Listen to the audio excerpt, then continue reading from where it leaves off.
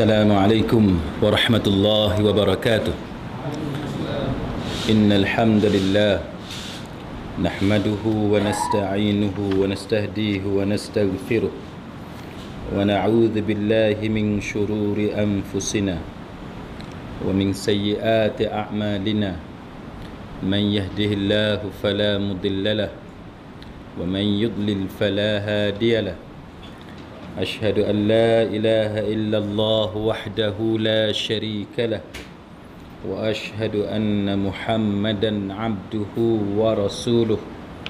اللهم صل وسلم على محمد وعلى آله وصحبه والتابعين بإحسان إلى يوم الدين وبعد. رب اشرح لي صدري, wahai Tuhanku, lapangkanlah dadaku ini, wa yassirli amri, dan permudahkanlah urusanku, wahlul 'uqdatam min lisani, dan uraikanlah kekeluhan lidahku, yafqahu qawli, supaya mereka memahami kata-kataku ini. Saudara-saudari, sahabat sahabiah, muslimin muslimat, mudah-mudahan dirahmati dan diberkati oleh Allah Subhanahu wa taala. Pada malam ini kita akan masuk pada bab yang ketiga, iaitu hukum mengqasarkan solat dalam keadaan bermusafir, yang mana tujuan musafir itu ialah kerana maksiat. Kita akan membincangkan tajuk hukum memendekkan sembahyang ketika mana kita dalam keadaan bermusafir, tetapi musafir itu dengan maksud maksiat. Sebagaimana yang kita pelajari sebelum ini, para ulama sepakat dari sudut diizinkan atau disyariatkan kepada umat Islam untuk mengqasarkan solat ketika mereka bermusafir yang disyariatkan. Contohnya bermusafir kerana menuntut ilmu, ataupun bermusafir kerana bekerja, mencari nafkah, ataupun bermusafir kerana ibadah seperti menunaikan ibadat haji atau yang seumpama dengannya. Musafir seperti itu tidak timbul sebarang masalah. Yang menimbulkan masalah yang kita akan bincangkan pada malam ini ialah musafir dengan tujuan maksiat. Sama ada tujuan musafir dengan tujuan maksiat itu juga dibenarkan kepada orang yang bermusafir itu untuk menunaikan solat secara qasar. Baik. Muslimin muslimat sekalian, sekali kita tengok kita rasa pelik juga, kan, macam mana orang yang bermusafir ini bagaimana orang yang melakukan maksiat ini tiba-tiba mereka juga ingin menunaikan solat secara qasar. Tapi itulah realiti dia, kan? Itulah realiti dia bahawa manusia ini, walaupun dia mungkin jahat, kan? Dia mungkin jahat, tetapi dia bukan jahat dalam semua benda. Dia mungkin jahat dalam satu perkara, tapi dalam perkara yang lain dia masih lagi menjaga hukum hakam agama. Maka timbullah persoalan-persoalan seperti ini. Contohnya kita tengok dalam masyarakat kita, umpamanya kita tengok kalau orang yang ambil rasuah, umpamanya, kan, orang yang ambil rasuah, kita biasa dengar orang yang ambil rasuah ni dia akan cakap dia akan bagi tahu kepada si pemberi rasuah, dia akan kata halal ya, halal. Dia akan masih kata halal, padahal itu rasuah. Apa yang halalnya? Dah rasuah, haram lah. Tapi itu satu contoh yang kita boleh fahami bahawa manusia ni, hati kecil dia masih memerlukan kepada perkara yang halal. Dia masih mahukan kepada perkara yang baik, walaupun dia menyedari bahawa perbuatan yang dia lakukan itu adalah perbuatan yang keji, yang dikutuk dalam agama. Sama juga kita lihat biasa dalam masyarakat kita dengar ada orang yang pergi mencuri ayam contohnya, kan.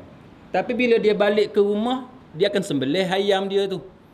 Walaupun ayam dia tu dia pergi curi ayam orang. Kalau kita ikut logiknya, Nak sembelih buat apa lagi? Dah ayam pun ayam haram. Tapi ialah manusia dia tak mau dua kali haram. Biar sekali haram dengan sebab ayam orang, tapi dia tak mau makan ayam yang tidak disembelih. Begitulah manusia, realiti yang ada kepada manusia.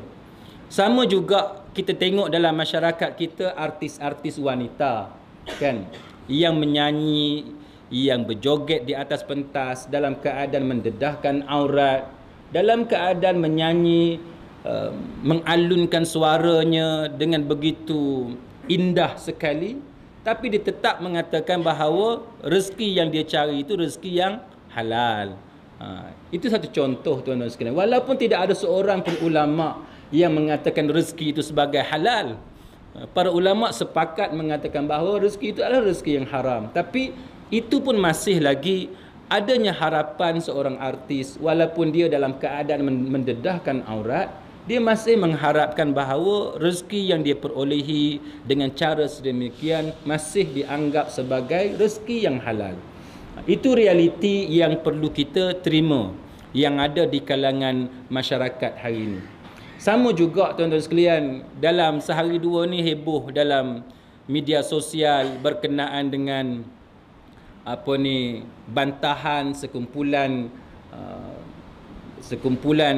manusia dalam negara kita berkenaan dengan tindakan setengah pihak yang menjual daging babi secara terbuka, kan. Dia marah, dia angkat spanduk, dia demonstrasi. Tapi yang jual nombor ekor terbuka tak apa, kan, jual arak terbuka tak apa. Jadi itulah realitinya manusia ini. Dia banyak perkara yang dalam fikiran dia masih lagi dipengaruhi oleh adat-adat setempat yang kadang-kadang dia bercelaru dengan hukum hakam agama sehingga dia tak tahu dah yang mana satu sebenarnya hakikat di dalam agama. Saudara-saudari muslimi muslimat sekalian, begitulah benda yang kita nak bincang pada malam ini berkenaan dengan hukum seseorang yang bermusafir daripada Pulau Pinang dia nak pergi ke Kuala Lumpur umpamanya, ataupun daripada Pulau Pinang dia nak pergi ke Bangkok.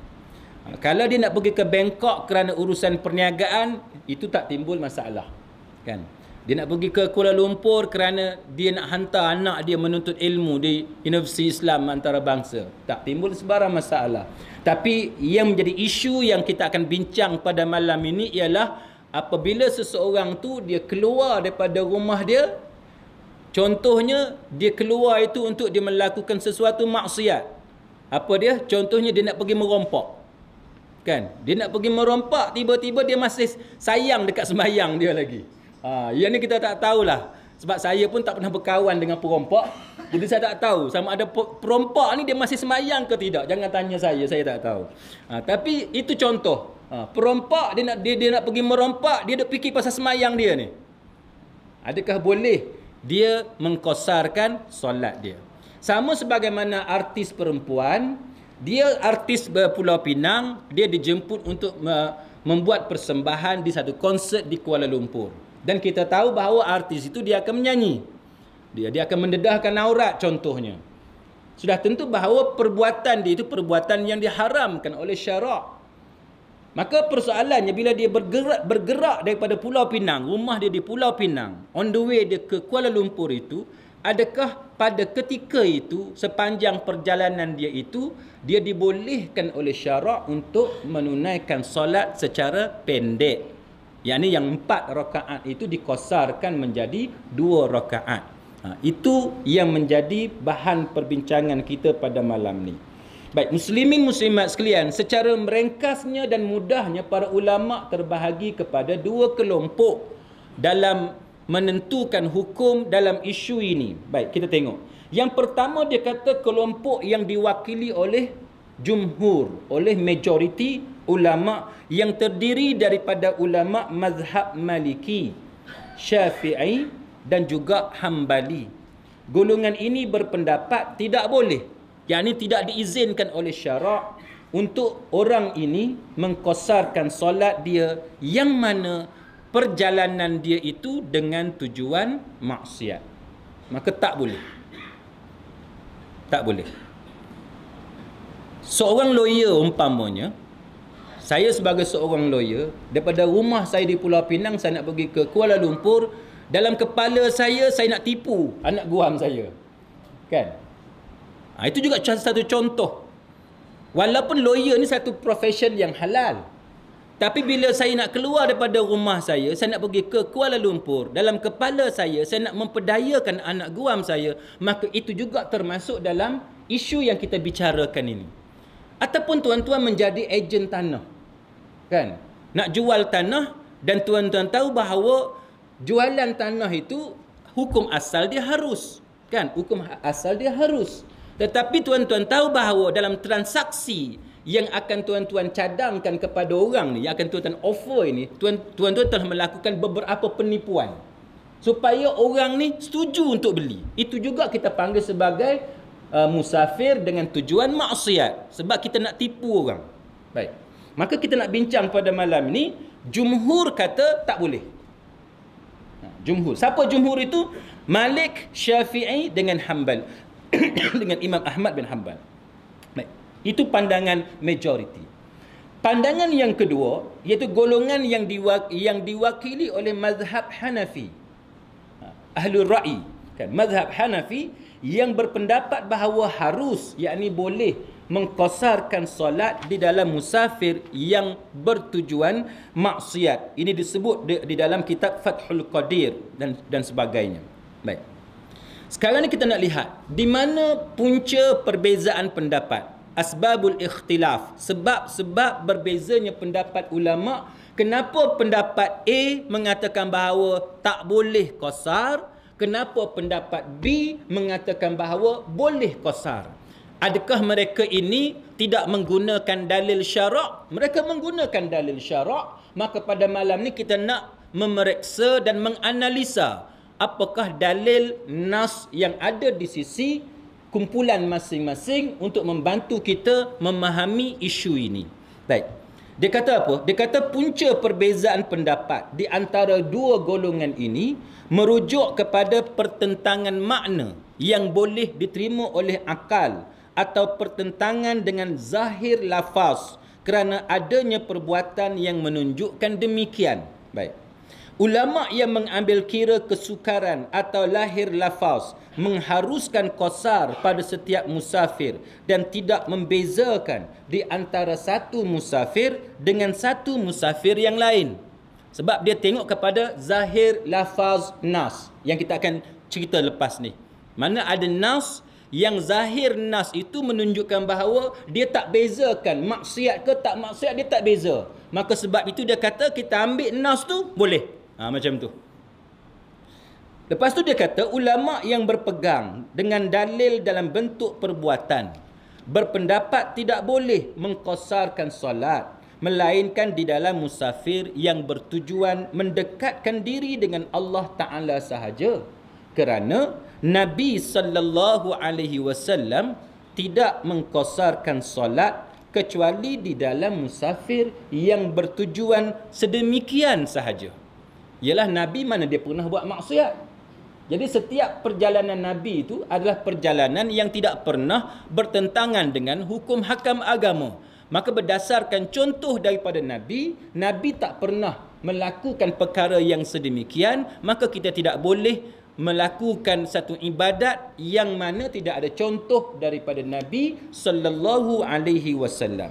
Maka dia kata ulama yang membezakan di antara perkara harus dengan perkara maksiat tidak membolehkan qasar di dalam musafir maksiat sebagai mengambil sikap yang ketat dan menolak perbuatan maksiat tersebut.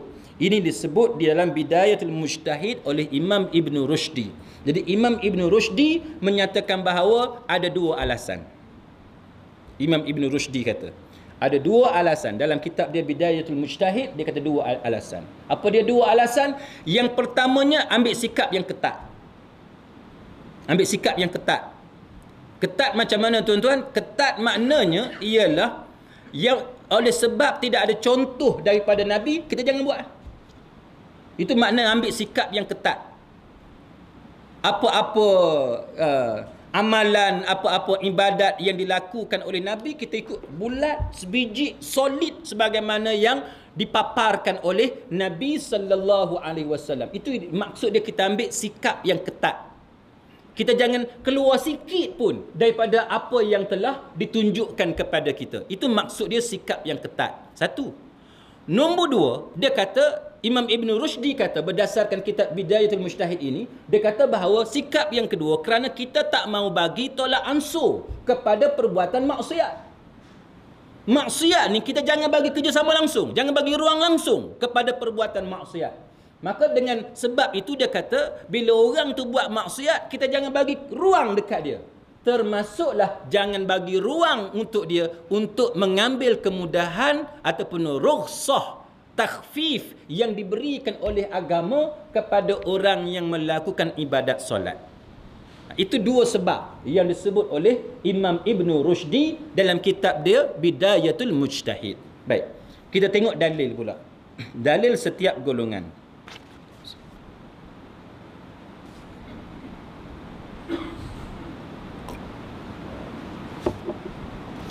Dalil yang pertama, dalil ni kita dah ulang 2 kali dah dalam kuliah kita yang lalu, tapi tak apalah, kita pergi sekali lalu. Kita tengok surah Al-Baqarah ayat 173. Bukan, ini ayat lain. Baik, ayat ni tuan-tuan sekalian, surah Baqarah ayat 173. Firman Allah Ta'ala, a'udzu billahi minasyaitonir rajim. Innama harrama alaikumul maitata waddama wa lahmal khinziri wa ma uhilla bihi li ghairillah faman itturra ghaira baghin wala adin fala ithma alaih innallaha ghafurur rahim. Maksudnya, sesungguhnya Allah Ta'ala hanya mengharamkan kepada kamu memakan, yang pertamanya bangkai, tak boleh. Yang keduanya darah. Yang ketiganya daging babi. Dan yang keempatnya binatang yang disembelih bukan kerana Allah. Maka sesiapa yang terpaksa, sedangkan dia tidak mengingininya dan tidak pula melampaui batas, dia kata, maka tidaklah dia berdosa. Sesungguhnya Allah Ta'ala itu Tuhan yang maha pengampun lagi maha mengasihani. Baik. Bila tuan-tuan dengar ayat ni, agak-agaknya tang mana tu yang ada kaitan dengan benda yang kita nak bincang ni?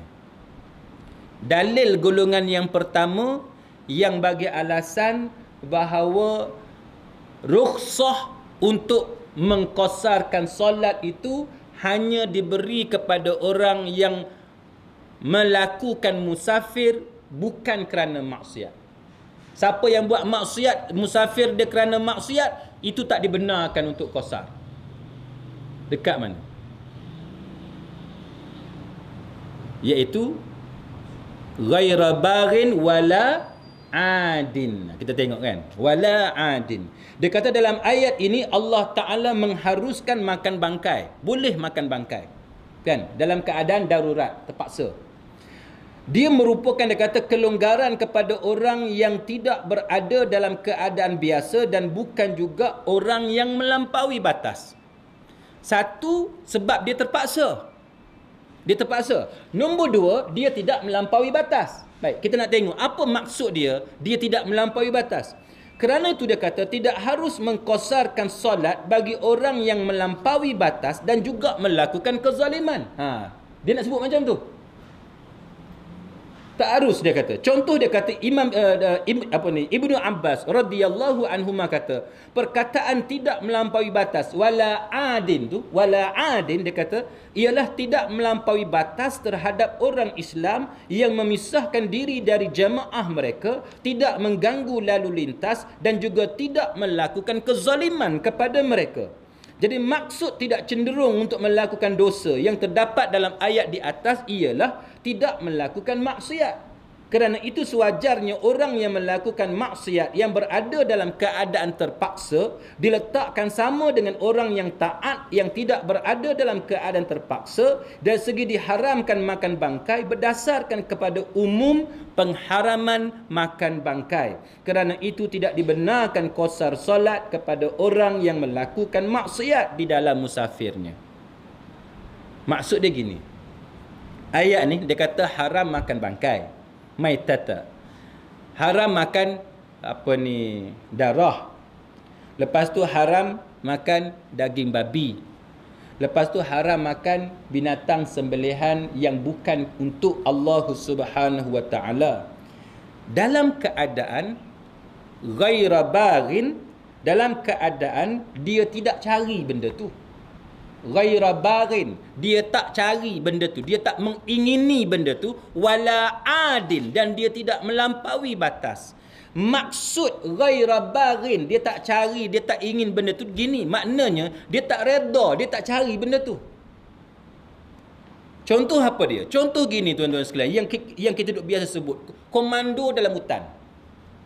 Kan? Soalan dia sekarang ni, komando ni dia kena training. Dia kena training. Bila dia kena training, dia bukan nak terpaksa apa pun, dia bukan ada darurat. Kan? Tapi ketua dia kata, okey, kita hari ni kita buat training. Training apa dia? Training untuk macam mana survival hidup dalam hutan. Berapa hari? Katalah seminggu. Dia pergi campak dalam hutan tu. Kan? Makanlah apa yang ada dalam hutan. Boleh tak? Boleh tak?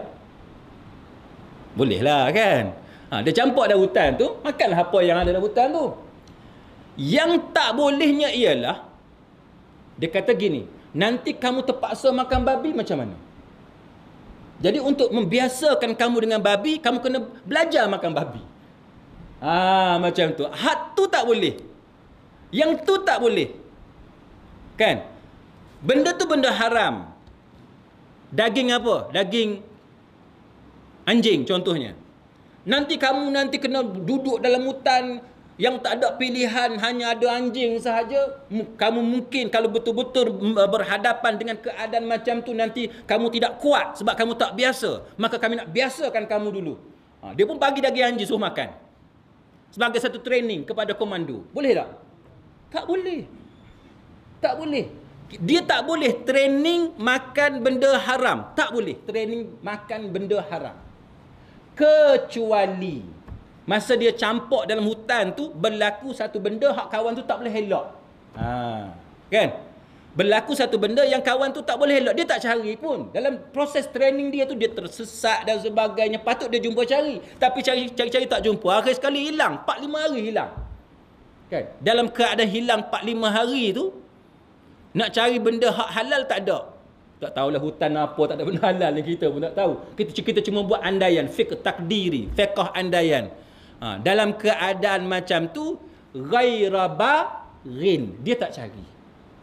Dia tak mengingini benda tu. Maka barulah dia diberikan kelonggaran. Itu maksud ghaira baghin. Okay.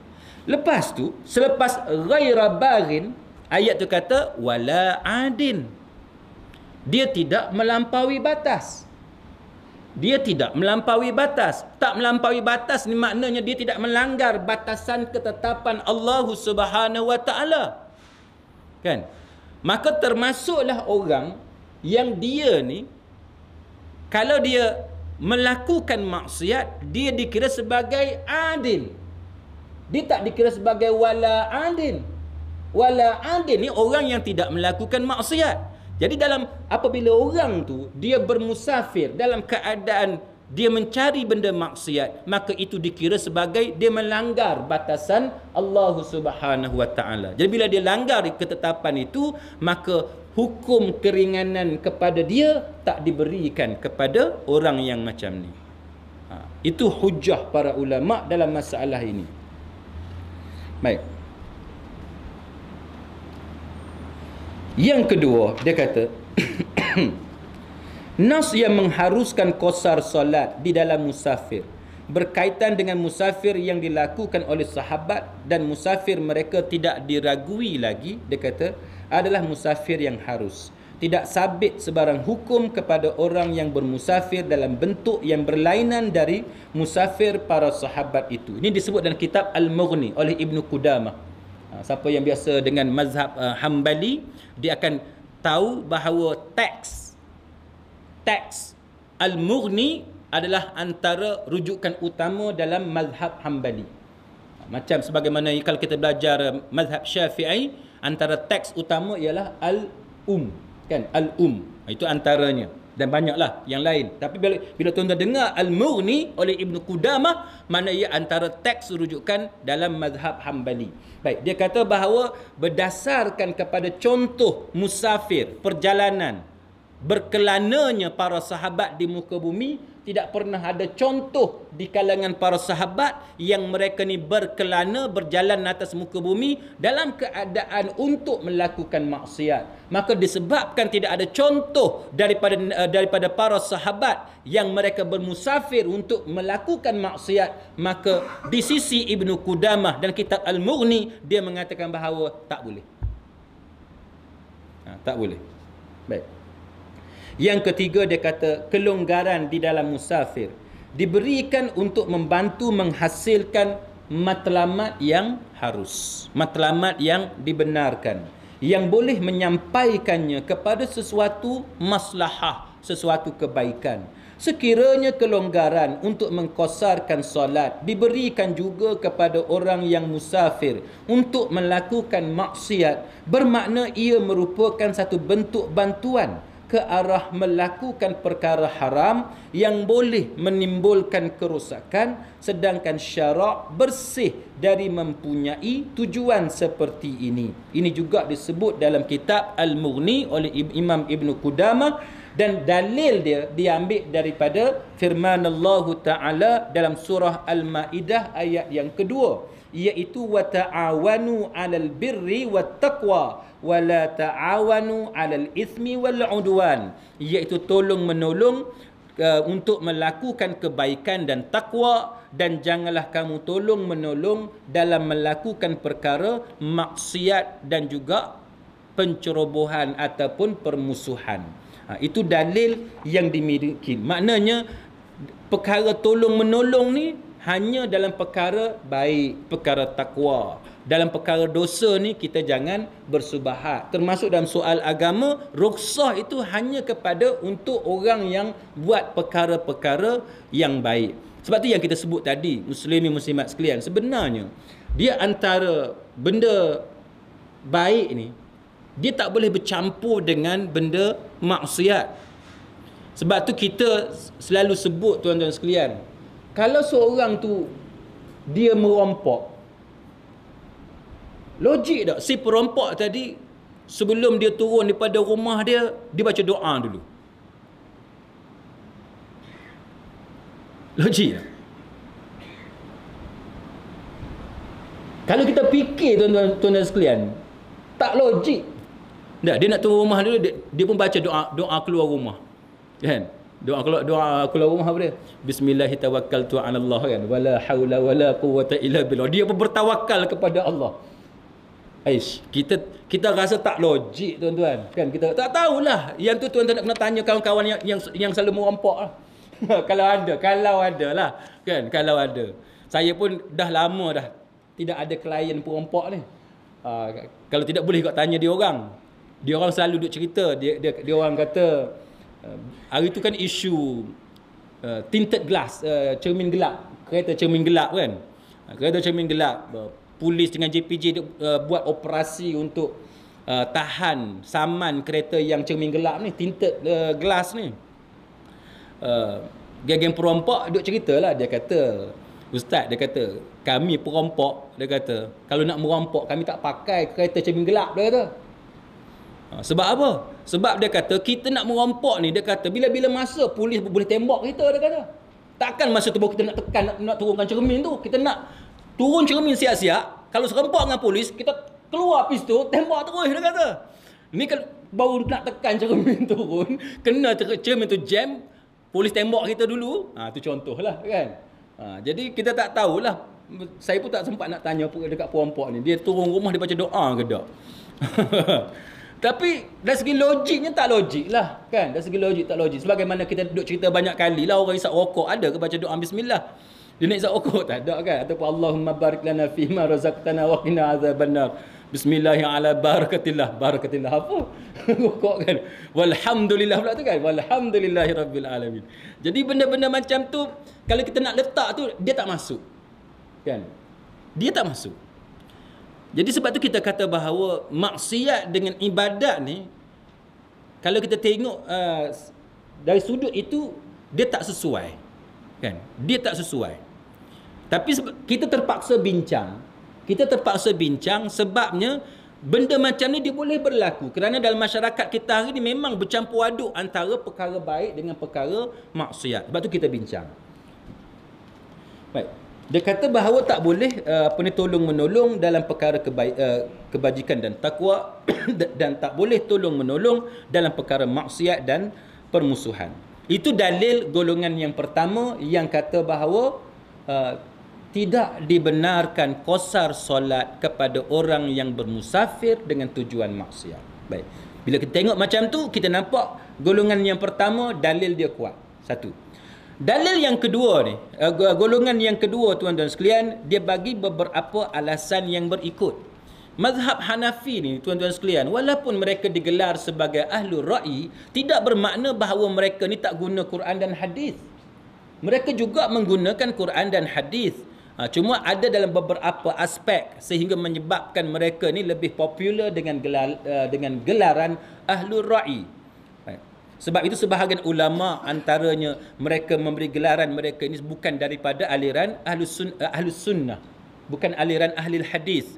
Sebabnya ialah di beberapa tempat perbincangan hadis-hadis yang ada untuk menyokong pendapat-pendapat mereka tidak begitu banyak. Saya bagi satu contoh tuan-tuan sekalian.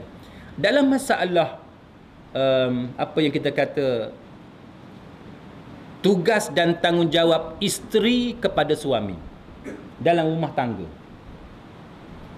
timbul persoalan siapakah yang wajib memasak untuk keluarga dia. Siapa yang wajib masak untuk keluarga? Tuan-tuan tengok empat mazhab.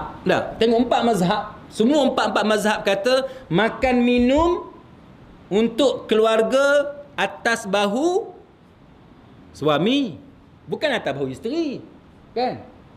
Makan minum untuk isteri, untuk anak-anak dia kat rumah tu, semua hak ada dalam rumah tu atas bahu suami. Tanya empat mazhab, semua empat mazhab sepakat mengatakan bahawa suami. Tak ada satu mazhab pun, tak ada satu ulama pun, tak ada perbezaan pendapat dalam masalah isteri tu hak wajib. Tak ada. Semua kata suami yang wajib. Clear kan? Yang tak clear tang mana? Yang tak clearnya ialah apabila suami ni dah pergi beli dah barang. Kan? Dia belikan 5 ekor dia beli. Ayam seekor. Itik seekor. Itik pun makan juga. Kan? Daging kambing sekilo. Sayur, buah, siap semua, lengkap dah lah. Dengan air minum apa semua, bawa balik ke rumah. Dia pun letak dekat dapur. Soalan sekarang ni, suami dah beli dah barang tu, dia dah sediakan barang tu, dia letak dekat dapur. Bila dia letak dekat dapur, siapa yang perlu menyediakan makanan tu? Adakah tanggungjawab suami tu berhenti setakat tu? Engkau nak makan mentah, makanlah mentah. Ataupun kau nak masak, engkau masaklah, nak goreng ke ikut engkau lah. Itu masalah dia tuan-tuan. Bila dia berhenti setakat tu, muslimin muslimat sekalian, ini menimbulkan masalah. Ini menimbulkan masalah. Agak-agak tuan-tuan lah, rasa-rasa wajib kat siapa? Suami. Suami. Orang tak kahwin tak boleh tanya. Jangan tanya orang tak kahwin. Kita tanya orang kahwin. Tak selesai lagi ni. Tak selesai lagi. Sebab makanan ada, cuma tak ready untuk dimakan. Tak ready. Takkan nak makan ikan hak mentah gitu. Anak siapa makan ikan mentah gitu? Kan? Macam mana nak buat? Baik. Muslimin muslimat sekalian, dalam fatwa mazhab Hanafi. Ni kita cerita Hanafi dulu sebab kita nak tunjuk contoh perbezaan metodologi manhaj tu. Sebab itu tuan-tuan sekalian, dia digelar sebagai ahlul ra'i dan dia tak digelar sebagai ahli hadis sebagaimana tiga mazhab lain, kan? Maliki, Syafi'i, Hambali. Bukan kata Hanafi tu dia tak ikut hadis dah, tapi sebab dari segi bila dia mengeluarkan hukum, dia ada banyak kekurangan dari segi tu. Baik. Apa dia contoh? Dalam masalah ni, contohnya ialah dalam kebanyakan fatwa mazhab Hanafi, termasuk fatwa Hindiyah dan sebagainya, mereka mengatakan bahawa apa dia?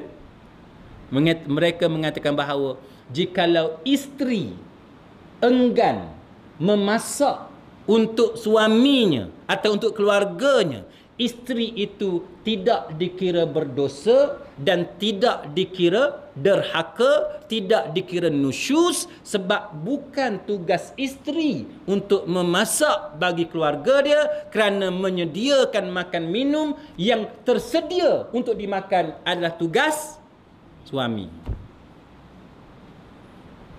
Jadi orang perempuan kalau nak seronok kena masuk mazhab Hanafi. Kalau nak seronok. Dia kahwin, dia relax atas kursi sofa, dia buka TV, abang masak. Dia kata, abang masak. Dia kata, kalau abang nak suruh saya masak, saya tak mau masak. Kalau abang tak mau masak, jom kita keluar.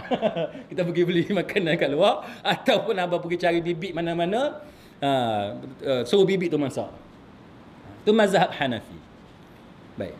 Sekarang kita tengok fatwa yang menjadikan sunnah tu sebagai rujukan, kan?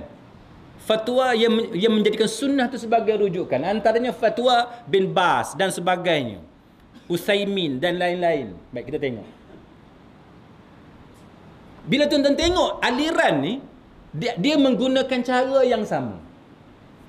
Cara yang macam mana? Iaitu mereka melihat amalan para sahabat, mereka melihat amalan isteri-isteri Nabi, mereka melihat amalan Nabi itu sebagai panduan. Itu sebagai panduan. Contohnya apa yang berlaku yang tuan-tuan biasa dengar, biasa baca, antaranya apabila Fatimah radhiyallahu anha, anak perempuan kepada Nabi kita Muhammad sallallahu alaihi wasallam, mengadu kepada ayahnya, kepada baginda tentang kesusahan hidupnya dengan Ali radhiyallahu anhu. Kan?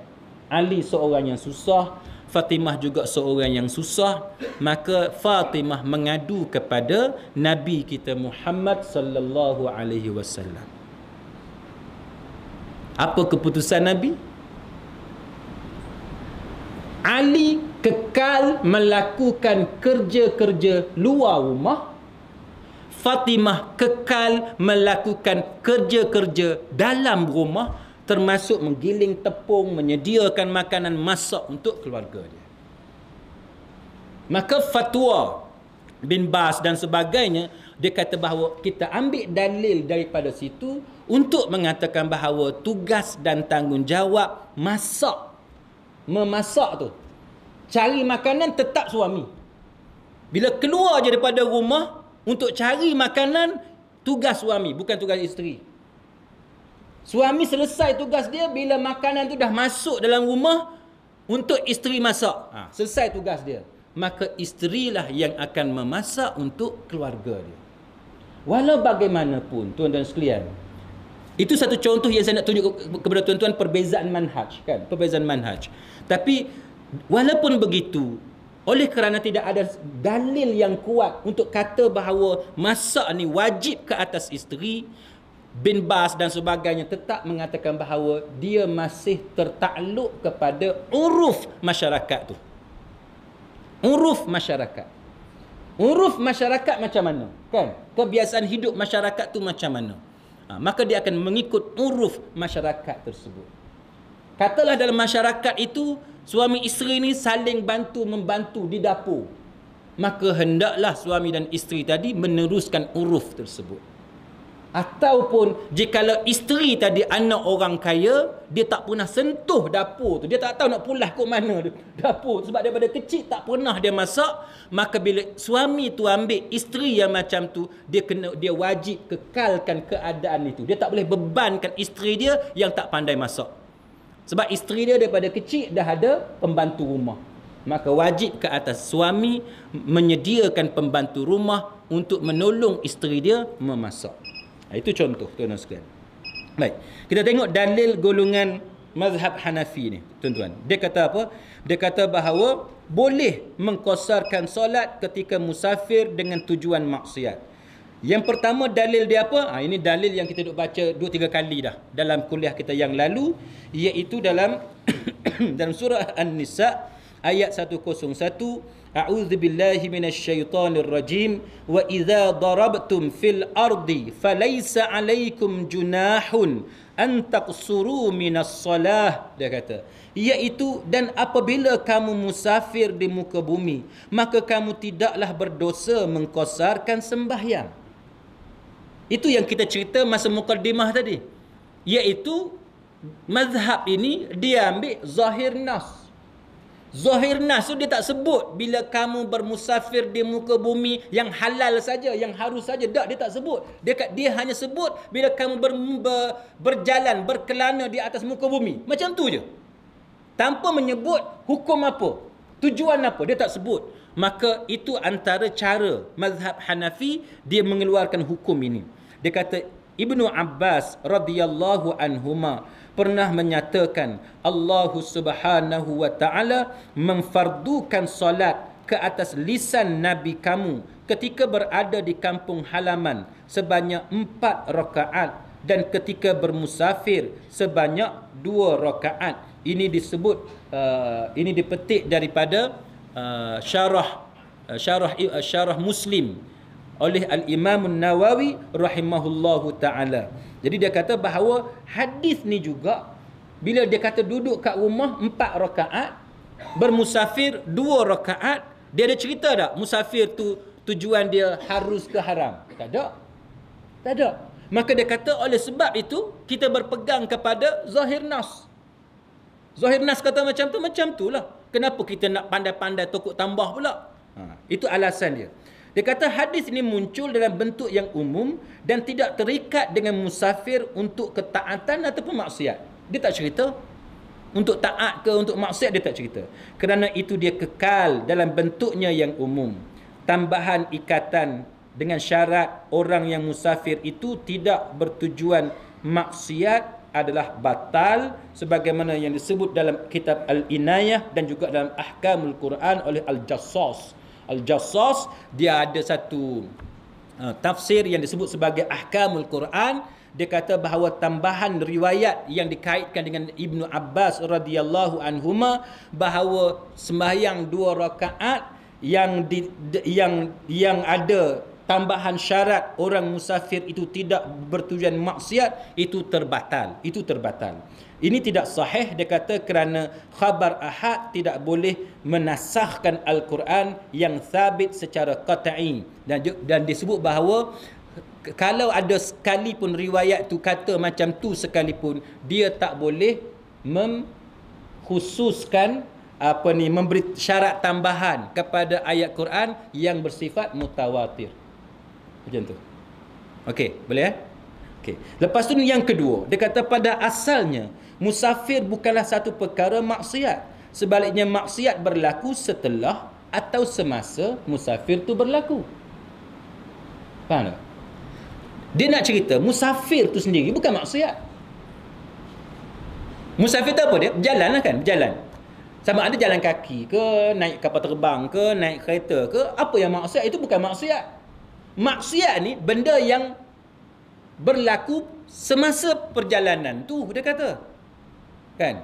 Benda yang berlaku pada masa perjalanan tu. Bukan perjalanan tu yang maksiat, tapi benda yang ada dalam perjalanan tu. Contohnya apa dia? Tuan-tuan bermusafir bawa girlfriend contohnya. Na'udzubillah, tak ada bawa girlfriend kan. Tapi contohlah kita kata, bawa girlfriend. Perjalanan tu tidak maksiat. Yang maksiatnya pasal bawa girlfriend, itu yang maksiat. Itu yang dia maksudkan tu. Ataupun masa dalam perjalanan naik kapal terbang. Naik kapal terbang tu tidak maksiat, tapi yang engkau pergi minum alkohol dalam kapal terbang itu ya maksiat. Itu maksud dia.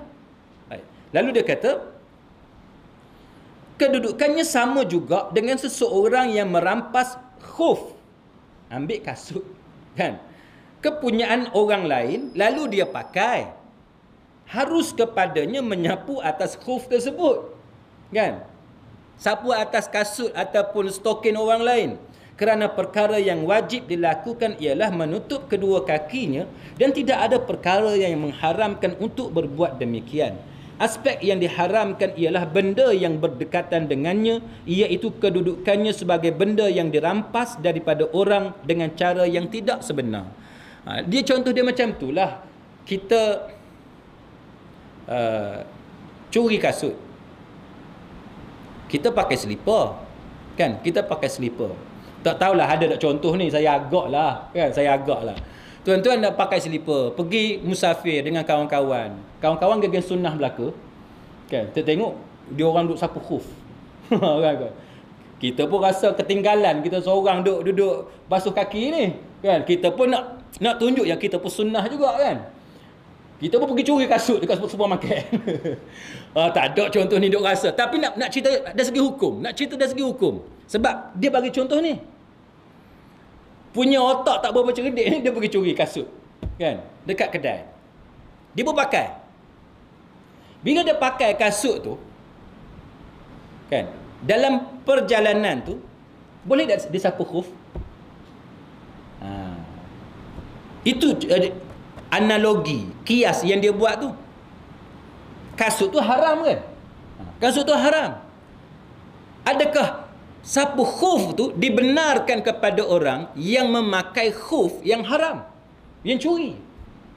Maka dia kata di sini, dia kata bahawa dibenarkan. Dia buat analogi di situ. Dia kata, sebab yang diharamkan itu ialah benda tadi. Tidak ada kaitan dengan perbuatan sapu khuf. Baik. Yang ketiga dia kata qiyas musafir, yang melakukan maksiat ke atas musafir yang melakukan ketaatan, kerana kedua-duanya berada di dalam musafir, sebagaimana yang dinyatakan oleh Ibnu Qudamah, kerana dia yakni orang yang musafir yang melakukan maksiat adalah juga orang musafir, kerana itu diharuskan kepadanya mengambil kelonggaran untuk mengqasarkan solatnya, sebagaimana juga orang musafir yang melakukan ketaatan. Kelonggaran tu diberikan kepada orang musafir. Tak kira dia tu musafir yang baik ataupun musafir yang jahat. Dia untuk orang yang musafir. Maka kelonggaran itu tetap diberikan kepada orang yang bermusafir tanpa mengira dia taat ataupun dia melakukan kemaksiatan. Dia pisah benda tu, tuan-tuan sekalian. Dia pisahkan benda tu. Soal tujuan musafir itu cerita lain. Itu cerita lain. Bagi pandangan ini diasingkan. Contoh macam tadilah yang kita cerita tadi. Kalau orang tu dia mencuri ayam orang, ayam tu haram. Tapi kalau dia makan ayam tu tanpa sembelih, 2 kali haram, betul tak? 2 kali haram. Jadi untuk mengelakkan dia dapat 2 kali haram, dia sembelih. Kira cerdiklah juga tu. Maknanya dia dapat 1 dosa. Kalau dia tak sembelih, dia dapat 2 dosa. Okey tak? Macam itulah. Sebab dia kata diasingkan benda tu. Diasingkan. Contoh satu lagi. Dia nak cerita bahawa maksiat tu berasingan. Hukum tu berasingan. Katalah girlfriend dengan boyfriend keluar. Kan? Pegang tangannya, pergi taman bunganya, duduk tempat gelapnya. Dosa tak? Dosa lah. Kan? Rasa tak ada kot yang kata tak berdosa kot. Tak ada kan? Semua kata berdosa kan? Betul tak? Jalan ni, pimpin tangan kan? Duduk dalam gelap apa semua. Betul tak? Tapi masalah dia, girlfriend dia pakai tudung. Ada tak orang akan kata, pakai tudung buat apa gitu? Tu duduk pimpin tangan, duduk tengah gelap, duduk meraba, duduk berpeluk, bercium, pakai tudung buat apa? Kan? Betul tak? Betul kan? Pakai tudung buat apa? Yang tu maksiat tu. pakai tudung ni sebab kita nak cari keredaan Allah Ta'ala. Tapi kalau dia buka tudung, dia dapat satu lagi dosa. Betul tak? Jadi baik dia pakai tudung. Pening. Dari segi logik, yes. Dari segi logik betul. Maknanya dia hanya dapat dosa khalwat. Dosa tutup aurat. Dia dapat pahala sebab dia masih tutup aurat dia. Tapi dari segi tujuan ketaatan tu tak ada lah. Tujuan kita tutup aurat apa semua ni nak jaga kesucian kita, kehormatan kita, maruah kita, dapat pahala di sisi Allah. Tiba-tiba ya kita pergi buat dosa tu, buat apa? Tu contoh. Itu antara sebab perbincangan ini, cara dia olah tu, tuan-tuan sekalian.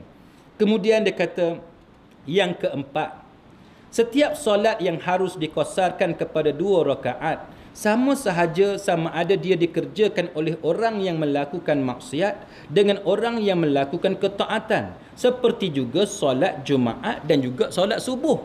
Dia buat contoh itu dalam kitab Al-Hawi oleh Mawardi. Dia kata bahawa sama sebagaimana orang yang semayang Jumaat dengan semayang subuh. Mana dia semayang subuh tapi dia buat maksiat. Dia sembahyang Jumaat tapi dia buat maksiat. Macam mana? Untuk sembahyang Jumaat dia dapat pahala lah. Untuk sembahyang subuh dia dapat pahala lah. Kan? Tapi yang maksiat tu benda yang berasingan. Jadi dia nak cerita kepada kita ni, yang maksiat tu benda asing. Kalau dia buat maksiat, dia dapat dosa untuk maksiat yang dia buat. Tidak ada kaitan dengan pensyariatan soal sembahyang tadi. Dia tidak ada kaitan.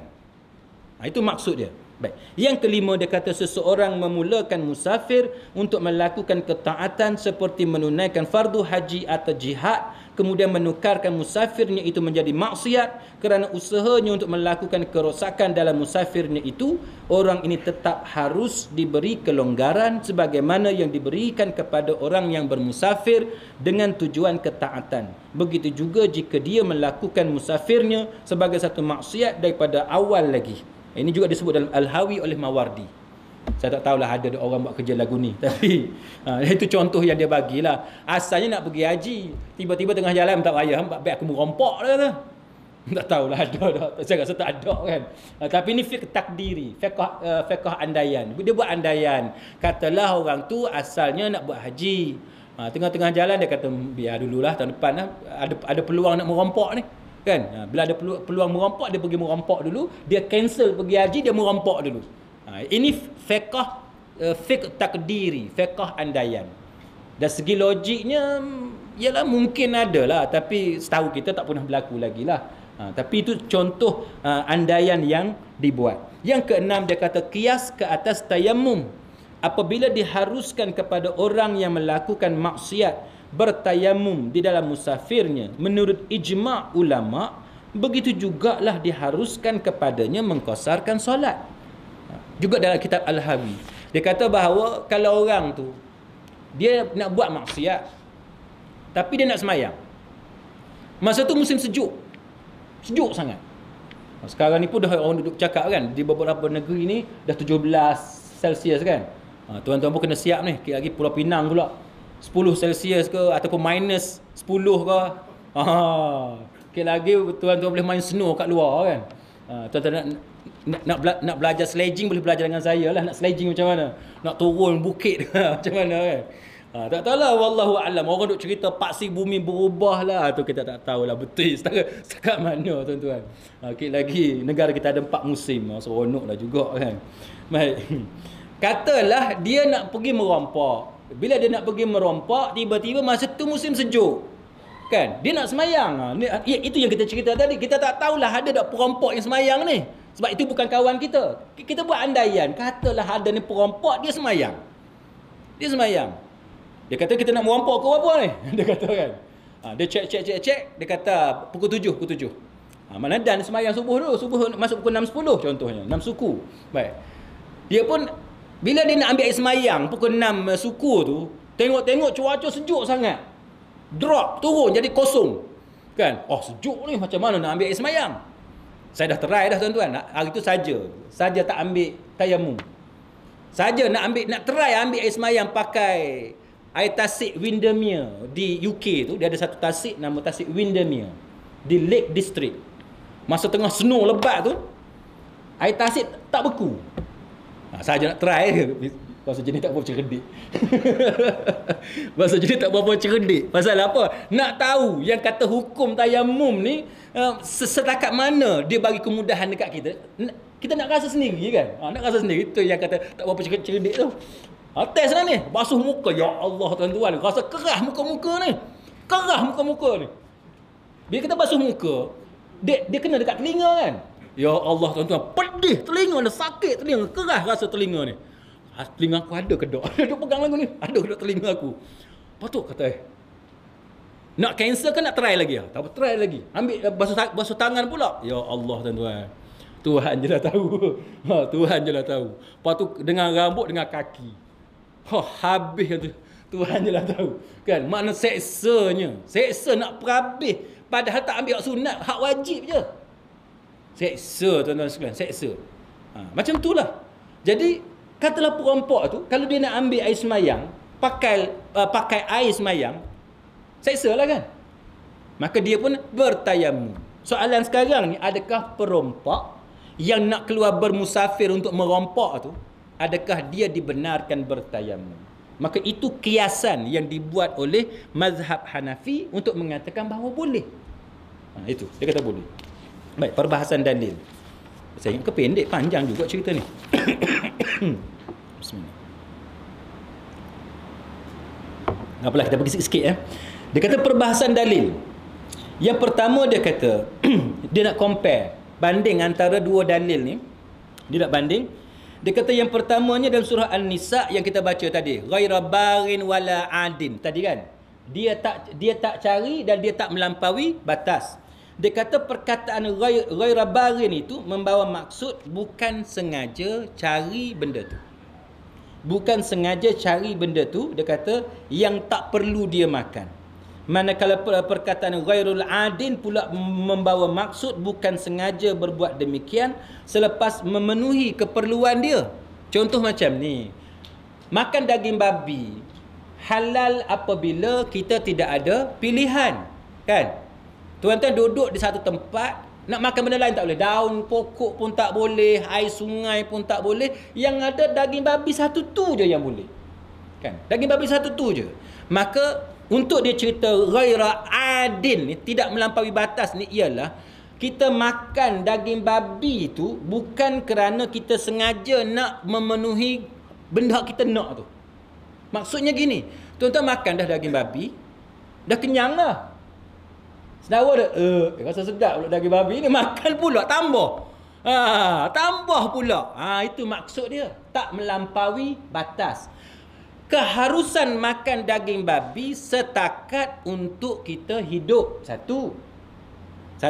Untuk kita hidup. Tapi hidup semata-mata tak boleh. Sebab apa? Sebab tuan-tuan nak kena berjalan keluar daripada tempat yang sesat tu kan.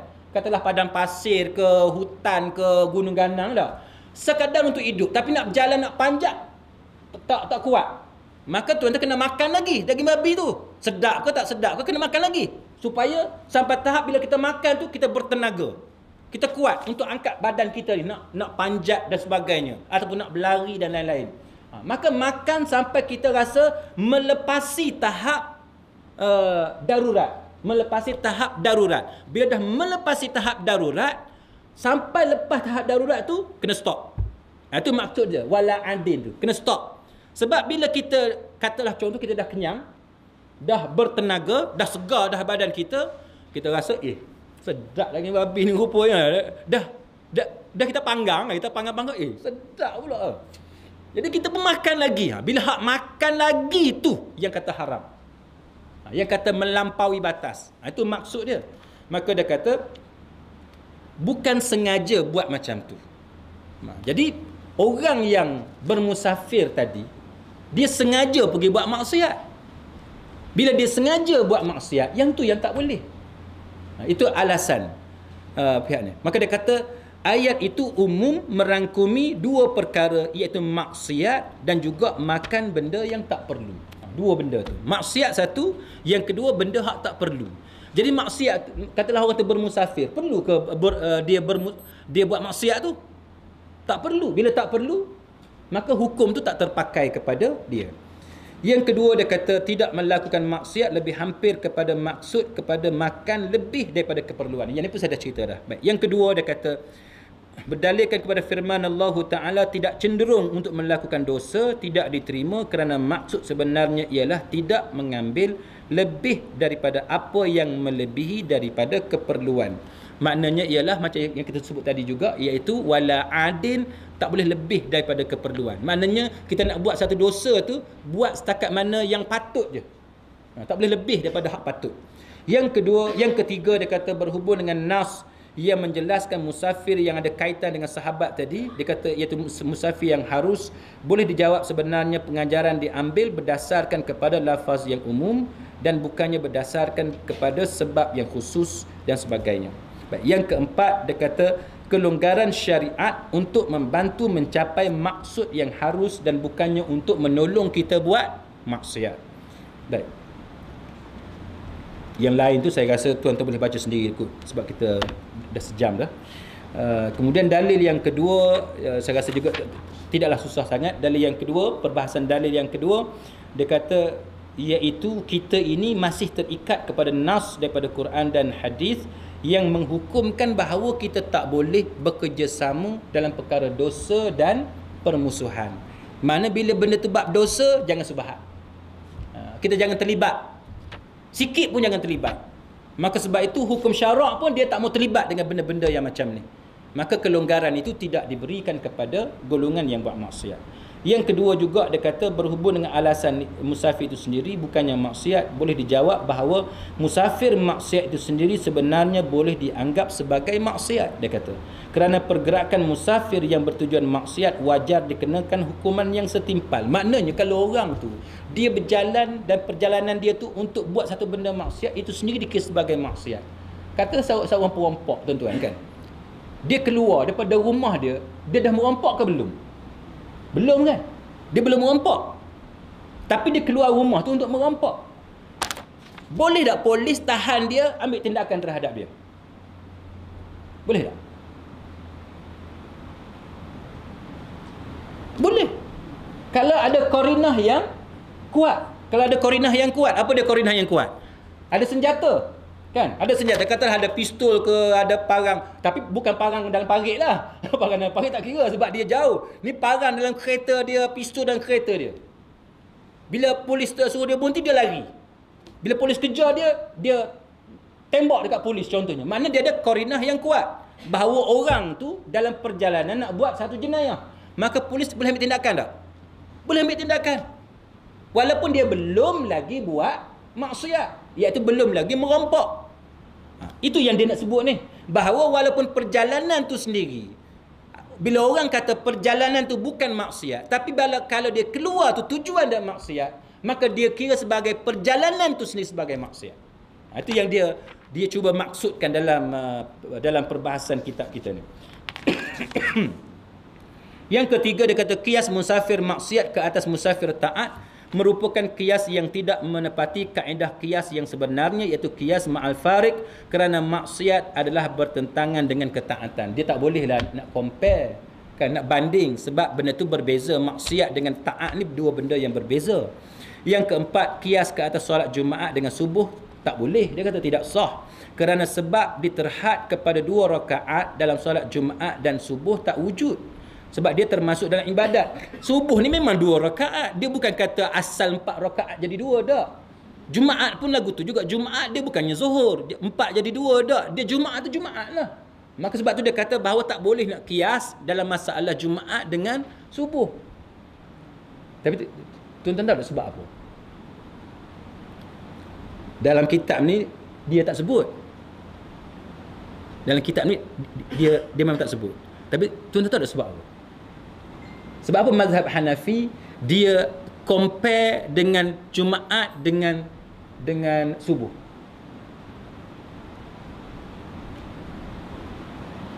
Tahu tak? Sebabnya, cuba tuan-tuan tengok asal sembahyang ni berapa rakaat? Asal sembahyang berapa rakaat? Majoriti fuqaha mengatakan sembahyang ni asalnya 2 rakaat. Asalnya 2 rakaat. Kemudian daripada 2 tu hak jadi 4, jadi 3. Kan? Manakala yang lain, minoriti fuqaha mengatakan asal sembahyang 4 rakaat. Hak 4 tu kemudiannya kurang, jadi 2, jadi 3. Itu sebab dalam mazhab Hanafi ni, tuan-tuan dan sekalian, dia kira bahawa Jumaat tu sebagai rukhsah, jadi 2 rakaat. Subuh jadi 2 rakaat sebab sembahyang ni asalnya 4 rakaat. Tapi majoriti fuqaha mengatakan bukan asalnya 4, asalnya 2. Boleh? Itu antara sebab perbezaan pendapat. Yang kelima, berhubung dengan pendapat yang mengatakan jika seorang musafir itu memulakan musafir yang harus, kemudian menukarkan menjadi musafir maksiat, diharuskan kepadanya mengqasarkan solat. Boleh dijawab perkara tersebut tidak disepakati oleh para ulama. Pada pandangan setengah ulama seperti dalam mazhab Syafi'i dan lain-lain, tidak dibenarkan kepadanya mengqasarkan solat, seperti juga orang yang memulakan musafir untuk tujuan maksiat. Dia kata tak boleh lah. Tak boleh. Yang keenam, kias ke atas tayamum juga dia kata merupakan kias yang tidak menepati kaedah kias yang sebenarnya. Kerana tayamum termasuk dalam kelonggaran yang diwajibkan yang tidak diberi pilihan kepada orang mukallaf mengambil atau meninggalkannya. Bahkan jika dia meninggalkannya, dia dikira melakukan maksiat. Sebaliknya, qasar solat termasuk ke dalam kelonggaran yang diharuskan kepada seseorang mukallaf membuat pilihan sama ada melakukannya atau meninggalkannya. Sekiranya dia meninggalkannya, dia dikira sebagai dia tidak dikira melakukan maksiat. Dia kata tak boleh nak kias antara musafir maksiat ini dengan dalam masalah tayamum, dia kata. Baik, pandangan yang terpilih. Lepas kita bincang ni, dia kata bahawa berdasarkan itu, dia kata jelas kepada kita pendapat yang kuat, yang rajih, yang terpilih ialah pendapat golongan pertama yang diwakili oleh majoriti ulama yang berpendapat bahawa tujuan maksiat dalam musafirnya tidak boleh diberi kelonggaran untuk mengqasarkan solat. Tak boleh, dia kata. Jika kelonggaran dibenarkan, diharuskan kerana sesuatu sebab, dan sebab itu pula ditolak oleh syarak, sebab itu sebenarnya menduduki tempat benda yang tidak wujud. Apabila musafir maksiat menghalang keharusan menunaikan solat khauf disebabkan maksiat yang terdapat di dalamnya, bermakna musafir maksiat juga menjadi faktor penghalang kepada keharusan mengqasarkan solat. Jadi itu kesimpulan dia. Maka dia buat kesimpulan kepada kita, lepas kita banding-banding ni, dia kata bahawa yang rajih, yang kuatnya, lepas kita tengok dalil-dalil itu, dia kata yang paling kuatnya ialah dalil yang kata tak boleh qasar kalau musafir kita tujuan dia ialah maksiat. Jadi kita berhenti setakat tu. Kalau tuan-tuan ada soalan. Ada? Ada? Ada? Baik, kalau tidak ada, kita berhenti setakat itu. Moga-moga apa yang kita bincang ini ada manfaat di sisi Allah Subhanahu wa taala. Subhanakallahumma wa bihamdik, asyhadu an la ilaha illa anta, astaghfiruka wa ada. Ya. Apa ni, tolong ambil Ustaz? Boleh tak? Tolong ambil.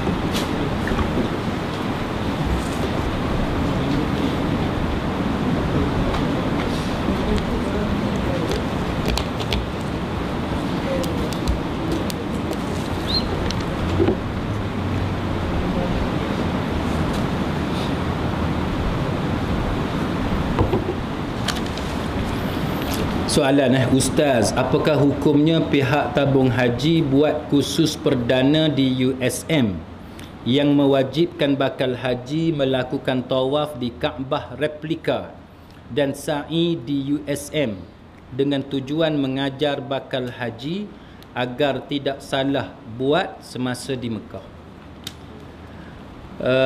Wallahu alam. Saya susah nak jawab. Bukan susah nak jawab apa tuan-tuan, sebab pandangan yang saya pakai ni mungkin tak sama dengan tuan-tuan. Kalau tuan-tuan tengok fatwa Lajnah Daimah apa semua ni, mereka kata haram lah. Mereka kata haram. Alasan mereka kata haram sebab dia kata tak boleh kita buat replika apa semua ni. Tapi bila saya tengok kepada dalil dan sebagainya, saya dapati tidak ada satu dalil. Ini pendapat peribadi. Saya hanya nak share dengan tuan-tuan. Saya nak share. Tapi saya dah bagi tahu awal. Fatwa Lajnah Daimah apa semua ni, semua kata tak boleh lah. Semua kata tak boleh. Baik. Cuma saya nak share pendapat peribadi saya. Sebab kita belajar agama ni tuan-tuan, kita tak boleh ikut buta tuli, kan? Kita tengok, kita nilai, kan? Bila kita nak kata haram, sebab apa haram? Sebab apa haram? Bila saya teliti dalam apa ni, dalam fatwa tu, antaranya sebab buat replika apa ni, replika Kaabah. Buat replika Kaabah. Saya masih sampai sekarang saya masih tak boleh nak faham kenapa buat replika Kaabah tu sebagai haram. Satu. Yang kedua, dia kata tak boleh sebab kita tawaf mengelilingi replika, tak boleh. Itu pun saya masih tak boleh faham. Kenapa tak boleh kita mengelilingi apa ni, Kaabah replika? Saya ambil satu contoh kepada tuan-tuan. Tuan-tuan nak ajar satu orang semayang, kan? Cara yang paling tepat ajar orang semayang ialah suruh dia ikut kita lah. Itu cara yang paling tepat. Tapi dia akan ada terjadi beberapa kemungkinan. Beberapa kemungkinan, contohnya cara dia semayang tu salah, kan? Kita pun nampak benda tu berlaku. Bila kita nampak benda tu berlaku, cara yang paling baik macam mana kita nak buat?